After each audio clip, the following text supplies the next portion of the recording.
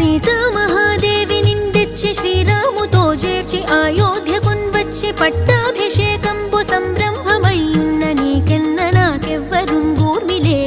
మన్నించి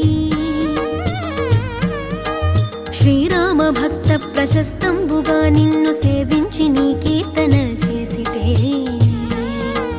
పాపముల్ బాయునే భయములుండేరునే భాగ్యముల్ గల్గునే సకల సామ్రాజ్యముల్ సకల సంపత్తులున్ గల్గునే